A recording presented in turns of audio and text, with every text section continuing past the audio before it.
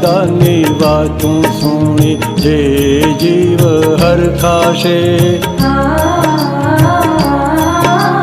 ગુણ સુણ્યા સહુ સમય ધર્મ જાને જાશે.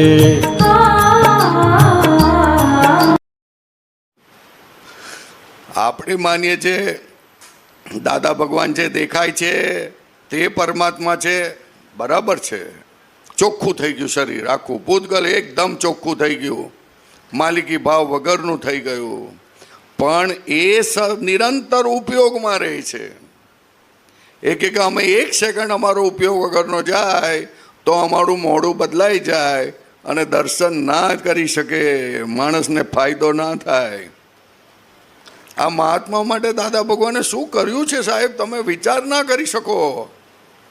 એના દાંત છે ને, એના અહીંયા દાંત નહીં દેખાતા હોય પણ બીજા કોઈ ફોટામાં દાંત દેખાય છે. દાંત, આ આગળના દાંત છે ને બધા હલતા હતા.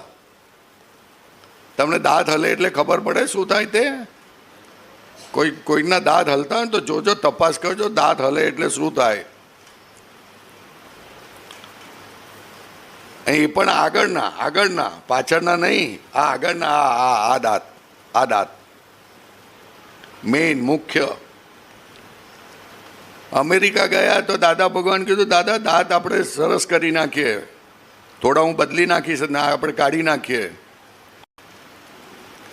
દાદા ભગવાન કે ના થાય આવું, પણ એ ધીરે થઈને કેવી રીતના નીકળી ગયા. પછી જરા વિચાર કરીએ, આજે જરાક અમારે સત્સંગ છે ને એમ કરીને નીકળી ગયા.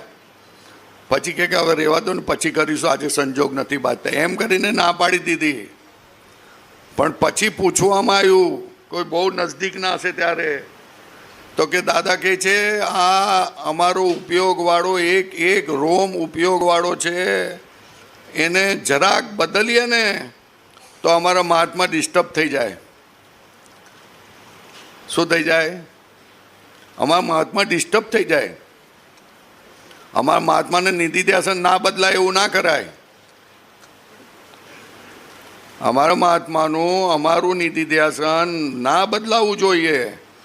એટલે દાંત ના બદલાવ્યા સાહેબ. છેલ્લા 15-20 વર્ષથી દાંત એવા ને એવા રહ્યા, એવું દુખાતું રહ્યું. પણ કોના માટે આવી રીતે રહ્યા? આપણે તો ઘરના એક માણસ માટે પણ આવી રીતના નથી રહી શકતા. ઉપરથી ગાળો આપીએ, ગાળો ના આપે તો અંદરથી ભાવ બગડે, એવો ઉપયોગ રાખી નથી શકતા. પૂતગલને વાલું કરીએ, કેટલું વાલું કરો છે.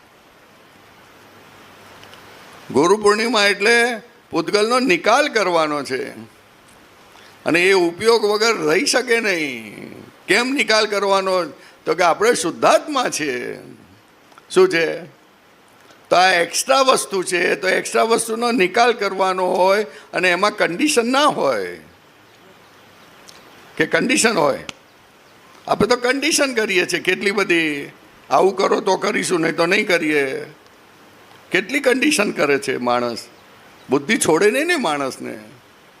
જગતે પુણ્ય જાગશે, આફરીન લોક પુકારશે, લાખો યુગો સુધી આવો દાદો નહીં અવતરશે.